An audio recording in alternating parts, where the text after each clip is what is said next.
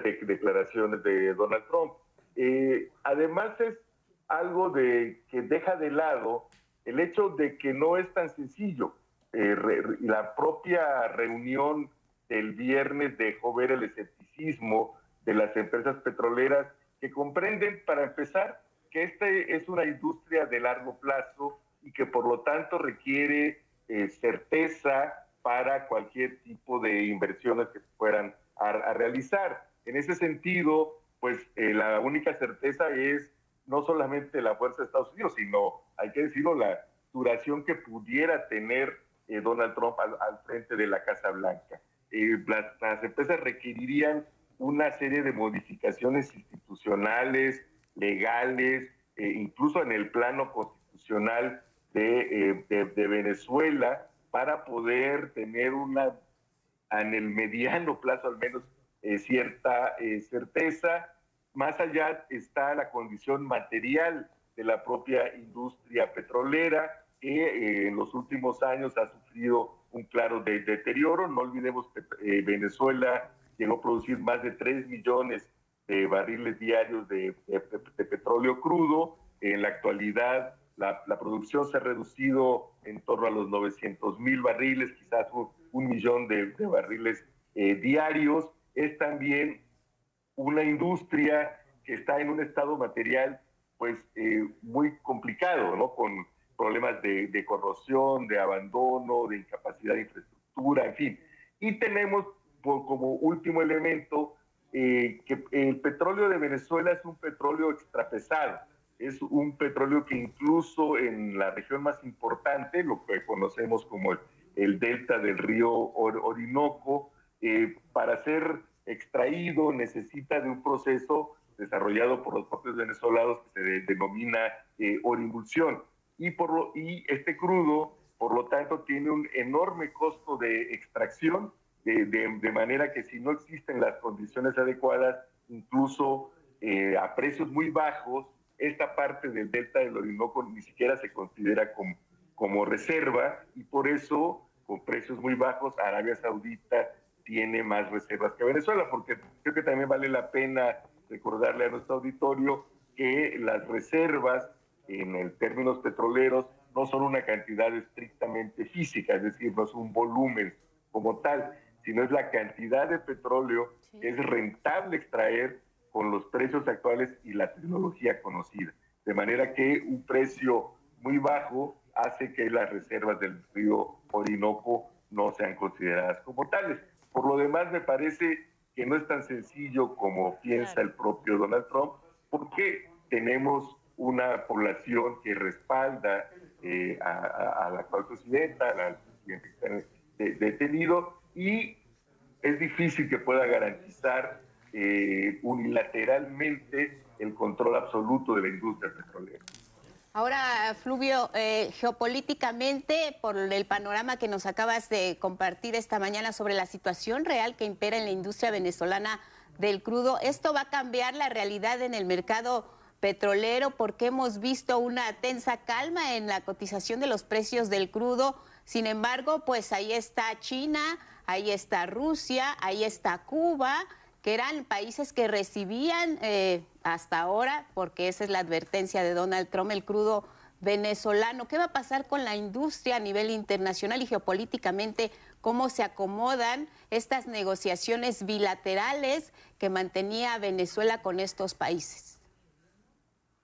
En realidad, el precio, muy buenos días, Guadalupe, en el mercado internacional hay quizás menos efectos materiales que en la correlación geopolítica. Creo que los efectos geopolíticos van a ser mucho mayores que los que vamos a ver, como ya bien los señalas, en los precios. ¿Por qué? No olvidemos que, justo lo que decía hace unos minutos, Venezuela ya produjo 3 millones de barriles, quizás más.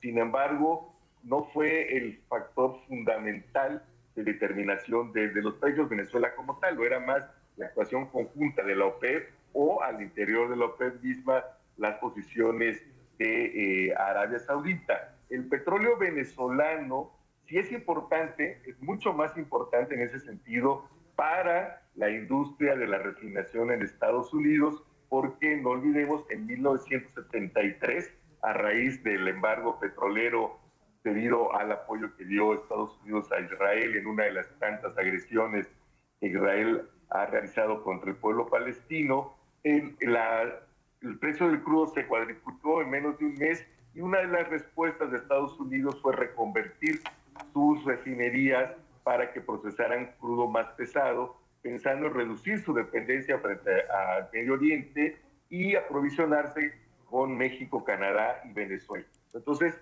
sí es mucho más importante el crudo directamente para la refinación. Insisto, la recuperación Rystad Energy, que es una consultora muy seria noruega, estima que requerirían del orden de 53,000 millones de dólares tan solo para sostener la producción en torno a 1.1 millones de barriles diarios, y más del triple para incrementarla a los niveles históricos, ¿no? Y eso tomaría al menos 15 años, ¿no? Entonces, creo que las repercusiones, por eso los precios no han sido tan importantes, sí, ante el escepticismo también de las empresas petroleras, que tienen muy clara esta situación.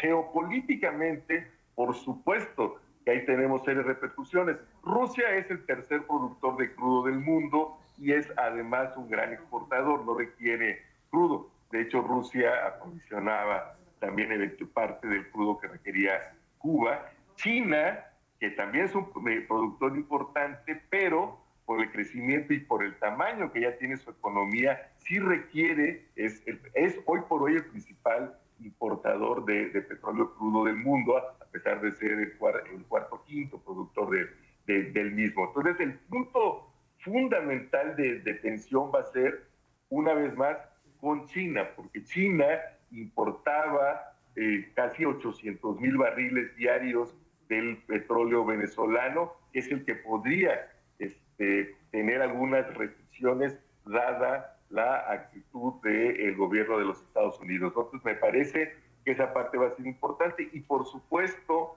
en el caso de Cuba, donde Venezuela durante muchos años fue el principal suministrador de crudo para la industria en Cuba, para poderlo procesar, para satisfacer las necesidades. Cuba requiere del orden de 80,000 barriles diarios, produce menos de la mitad de lo que necesita, y ahí podría haber severas implicaciones para la economía de la República de Cuba, ¿no? Sin duda, ese es el foco de tensión fundamental que vamos a observar en estos días, ¿no? Lo que podría implicar si se restringe el abastecimiento de crudo a China, quien tendría que buscar eventualmente la sustitución en otros países. Los puede haber sin duda, pero también esa repercusión para Cuba, porque podría ser más apremiante su situación en cuanto a las necesidades de petróleo crudo. Profesor, por último, preguntarle también, si bien el tema central es el petróleo, lo que está al centro de la discusión es el petróleo, pero me gustaría también su reflexión breve, pues, sobre lo que tiene que ver con otros recursos naturales también de Venezuela, incluidos, pues, algunos minerales, pero también las llamadas tierras raras. ¿Cómo ve el panorama, pues, de esta incursión que también pretende Estados Unidos hacer? Porque incluyendo algunos empresarios norteamericanos pues han expresado también su interés por incursionar en estos temas ahí mismo en Venezuela.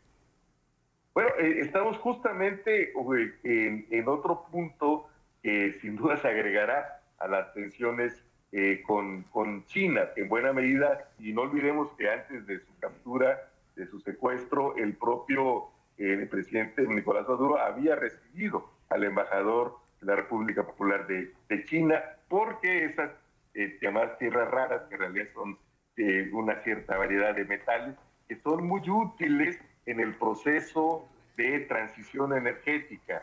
Son justamente los elementos en los cuales se sustentan los esfuerzos y las orientaciones tecnológicas para todo este proceso de transición energética y para tener fuentes más renovables, más limpias en el sector eléctrico. Y en ese sentido, China también empieza a ser, o ya lo es una potencia, rivaliza con Estados Unidos, y sin duda será un foco adicional de más allá, y no hay que olvidarlo, de la disrupción, de la enorme falta de agresión al orden internacional, me parece que es todo un reto para las relaciones multilaterales internacionales, ¿no? Pero este punto de las tierras raras, insisto, también agrega un elemento más de tensión frente a China. Pues ahí está el panorama, por lo que nos dices, Fluvio, también representa un riesgo para quien le quiere entrar a este negocio y no sabemos en qué vaya a derivar una gestión de Donald Trump que está empezando, pero que tiene un fin también, y veremos cómo impacta todo esto al sector y a las relaciones internacionales. Te mandamos un fuerte abrazo, nuestro agradecimiento y lo mejor para este 2026, Fluvio. Un gusto verte y saludarte.